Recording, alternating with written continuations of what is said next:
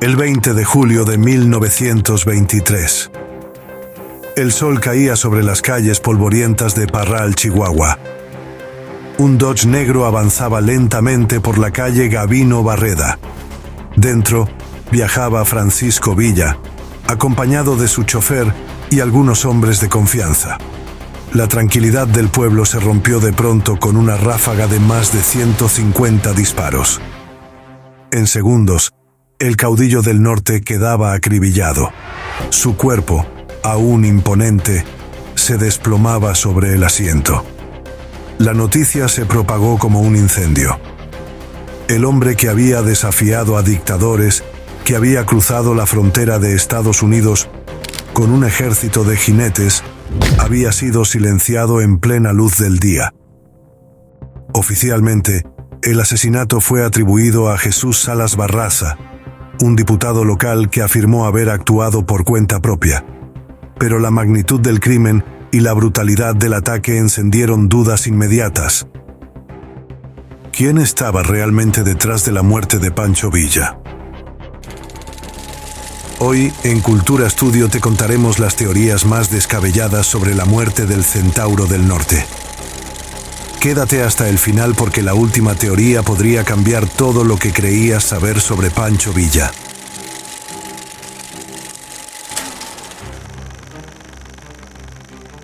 Villa había sido uno de los líderes más temidos y respetados de la Revolución Mexicana. Tras años de guerra y persecuciones, en 1920 decidió pactar con el presidente Álvaro Obregón para dejar atrás la lucha armada. A cambio de su rendición, el gobierno le otorgó la hacienda de Canutillo, en Durango, donde se estableció junto a algunos de sus hombres más leales. El acuerdo estipulaba que Villa se retiraría por completo de la política y de las armas. El pacto parecía cumplirse. Entre 1920 y 1923, Villa se dedicó a la vida en el campo, cultivaba la tierra, criaba ganado y organizaba la vida de su hacienda casi como un pequeño pueblo. Sin embargo, en los pasillos del poder corría un rumor que nunca se apagó. Villa no había abandonado del todo sus aspiraciones políticas. Tenía apenas 45 años, conservaba un enorme carisma y, sobre todo, mantenía la lealtad de miles de excombatientes en Chihuahua y Durango. En un país que apenas intentaba consolidarse después de la revolución, la sola posibilidad de que Villa regresara a la escena nacional era vista como una amenaza.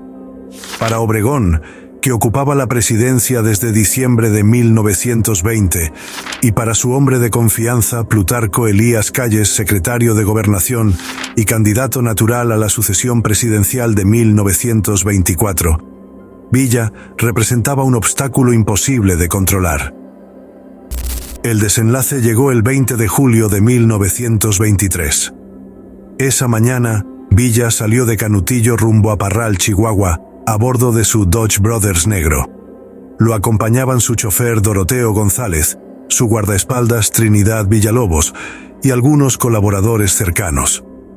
En Parral realizó trámites, visitó amigos y al mediodía decidió regresar. A la 1 de la tarde, mientras su automóvil recorría la calle Gabino Barreda, un grupo de pistoleros salió de una casa y abrió fuego. Fueron más de 150 disparos. Villa recibió al menos 9 impactos mortales en la cabeza y el pecho. Murió al instante junto con parte de sus acompañantes. La emboscada fue brutal, un espectáculo de violencia que dejó claro que no se trataba de un simple atentado, sino de una ejecución planeada. El responsable señalado fue el diputado local Jesús Salas Barraza, originario de Chihuahua y miembro del Partido Laborista. Barraza confesó el crimen y dijo haber actuado para salvar a México de un nuevo levantamiento de Villa.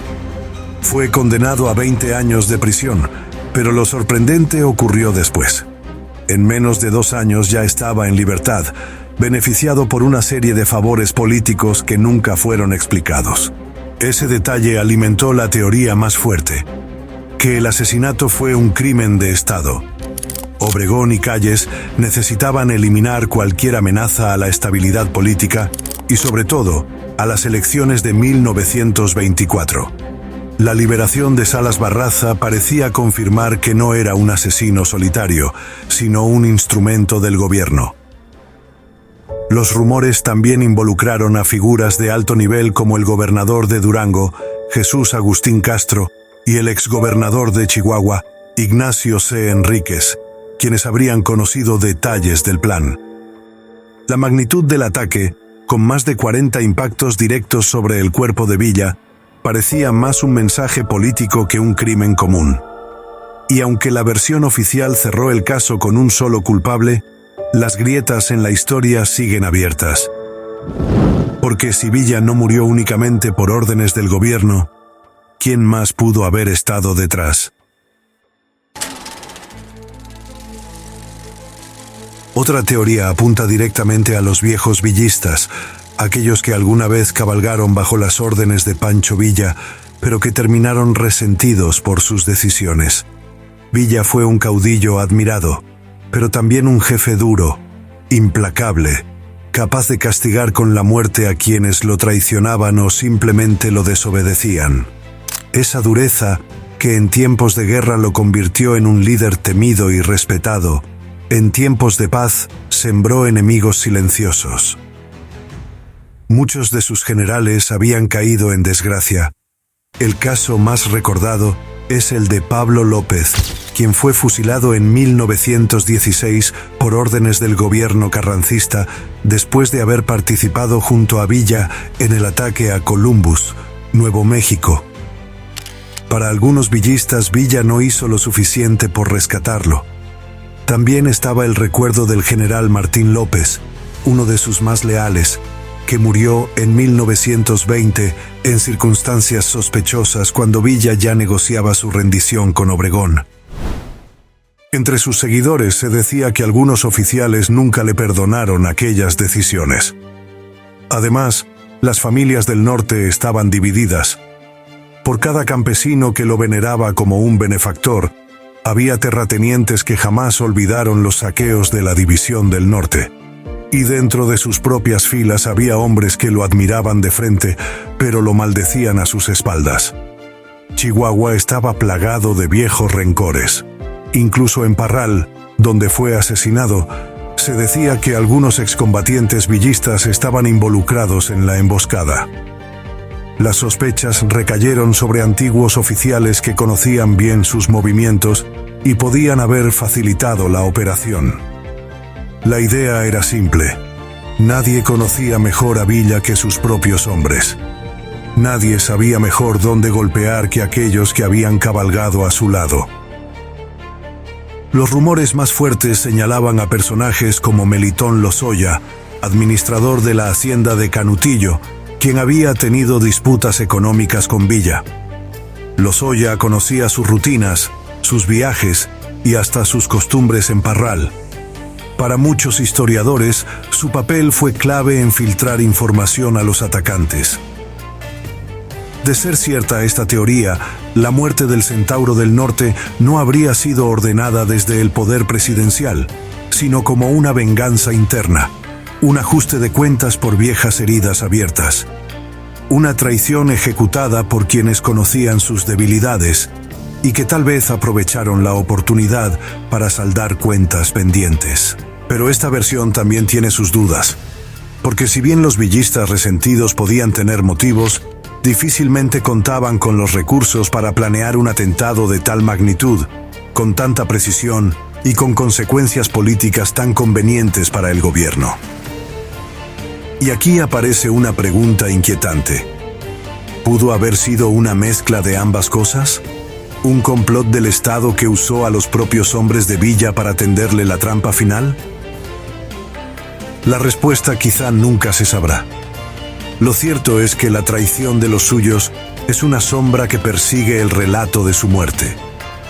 Porque si Villa cayó por culpa de quienes lo acompañaron, la historia se vuelve aún más oscura.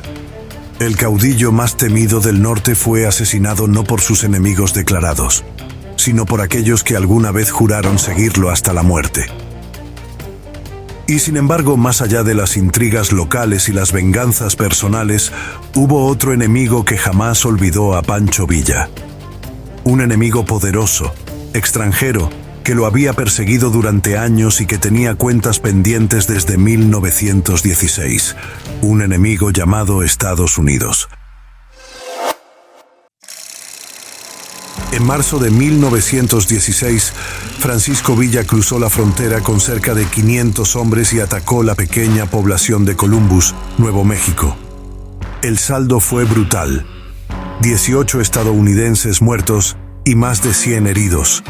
Fue la única vez en la historia moderna que un ejército extranjero invadió territorio de Estados Unidos continental. La respuesta fue inmediata. El presidente Woodrow Wilson ordenó la famosa expedición punitiva, al mando del general John J. Pershing, quien penetró en el norte de México con más de 10,000 soldados del ejército estadounidense. Durante casi un año, entre 1916 y 1917, Pershing recorrió Chihuahua, Sonora y Durango persiguiendo a Villa, pero nunca logró capturarlo. La expedición fue un fracaso militar para Washington y un triunfo propagandístico para Villa. El caudillo no solo sobrevivió, sino que se burló abiertamente de los estadounidenses. Su imagen de guerrillero indomable creció en México y en el extranjero. Esa humillación, dicen muchos, nunca fue olvidada en los pasillos del poder en Washington. Con el paso de los años, Villa se retiró a su hacienda de Canutillo, pero su nombre seguía siendo incómodo para Estados Unidos. En 1920, cuando firmó la paz con Obregón, diplomáticos norteamericanos observaron con recelo el acuerdo. Temían que Villa volviera a levantar un ejército en el norte y desestabilizara la región fronteriza, clave para los intereses económicos y militares de Estados Unidos. Para algunos historiadores, fue precisamente la presión de Washington la que inclinó la balanza en contra de Villa en 1923. Obregón necesitaba mantener buenas relaciones con el vecino del norte para garantizar apoyo económico y reconocimiento diplomático, y nada complacería más a Estados Unidos que la eliminación definitiva del hombre que había invadido su territorio. Aunque no existen documentos oficiales que confirmen esta participación, existen indicios. Se sabe que en 1922, informes de inteligencia estadounidense advertían sobre supuestos planes de Villa para reorganizar un ejército en Chihuahua. Y se dice que el embajador de Estados Unidos en México, George T. Summerlin, veía en Villa una amenaza para la estabilidad de la frontera. Así, la teoría sugiere que Obregón no actuó solo, que tras la emboscada de Parral no solo estaban las manos del gobierno mexicano, sino también la sombra de Estados Unidos, el viejo enemigo que nunca olvidó la afrenta de 1916. Pero entonces surge otra pregunta. Si la orden vino de tan alto, ¿por qué se ejecutó con tanta brutalidad? ¿Por qué disparar más de 150 balas, dejando el cuerpo de Villa irreconocible en pleno centro de Parral, a la vista de todos? Aquí es donde aparece la siguiente teoría, que el asesinato de Pancho Villa no solo fue un ajuste de cuentas político o internacional, sino un mensaje sangriento, calculado para infundir miedo en todo México.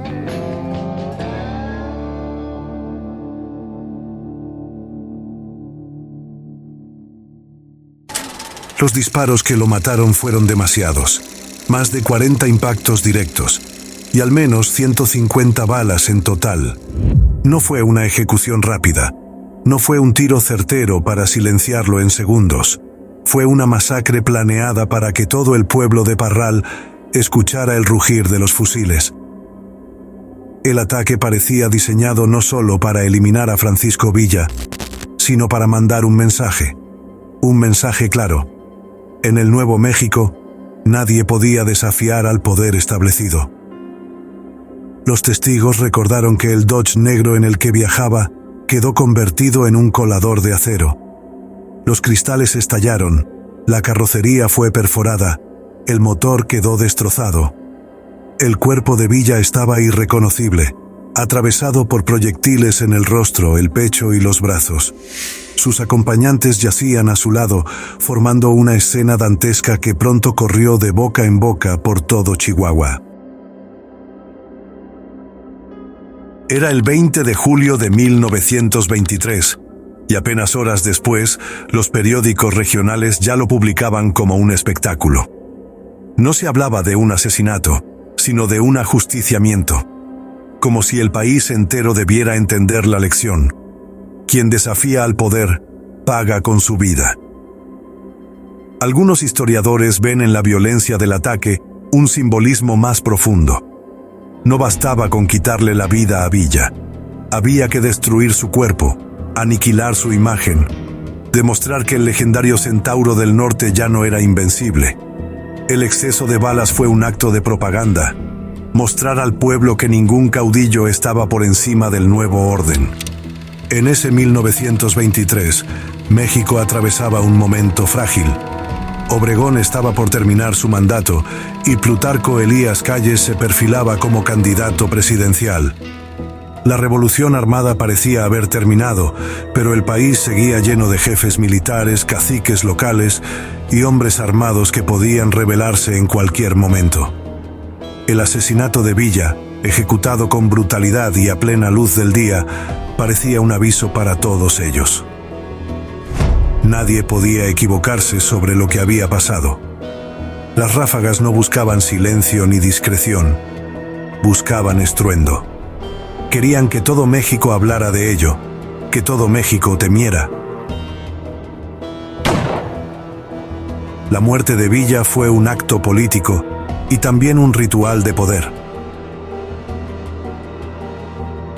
Pero entre tanta violencia y tanto simbolismo, hay quienes dicen que el propio Villa lo había presentido, que días antes había confesado un sueño, un presentimiento oscuro que parecía anticipar lo inevitable.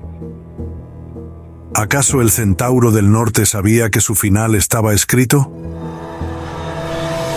Jesús Salas Barraza, el autor confeso del crimen, fue sentenciado a 20 años de prisión. Sin embargo, la justicia resultó extrañamente benévola con él. Apenas cumplió 2 años y en 1925 ya estaba libre, como si el Estado mismo lo hubiera protegido después de cumplir su papel. Siguió su vida en Chihuahua, aunque siempre cargó con la sombra de haber sido señalado como el verdugo de Pancho Villa.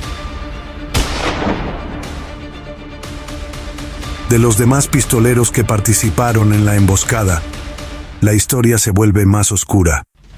Algunos murieron en circunstancias misteriosas, asesinados en riñas, abatidos en emboscadas anónimas o encontrados sin vida en caminos desolados. Otros simplemente desaparecieron, borrados de los registros oficiales, como si alguien hubiera querido eliminar toda huella de su participación. El expediente judicial del caso se desvaneció en el tiempo. La operación quedó envuelta en silencio, cubierta por versiones contradictorias y testigos que cambiaban su relato. Era como si la historia misma hubiera sido manipulada para que jamás pudiera conocerse toda la verdad. Más de 100 años después, lo único que queda son preguntas. ¿Fueron esos hombres ejecutores conscientes de un crimen de Estado o simples piezas utilizadas por intereses más grandes que ellos? ¿Salas Barraza actuó por odio personal o fue solo el rostro visible de una conspiración mucho más amplia? La muerte de Francisco Villa no terminó con su figura, la multiplicó. En corridos, en relatos orales, en la memoria popular del norte, Villa sigue vivo. Para unos, fue víctima del gobierno de Obregón y Calles. Para otros, traicionado por los suyos. Y para muchos, silenciado por la mano de Estados Unidos. Lo cierto es que aquel 20 de julio de 1923, en las calles polvorientas de Parral, cayó un hombre. Pero nació un mito. Un mito que con cada teoría, con cada sospecha y con cada silencio, sigue cabalgando más allá de la historia oficial. Esta fue la historia de las teorías sobre la muerte de Pancho Villa, el Centauro del Norte. Si quieres descubrir más relatos ocultos, No olvides suscribirte a Cultura Studio y quedarte con nosotros para los próximos episodios. Porque la historia que nos contaron no siempre es la historia real.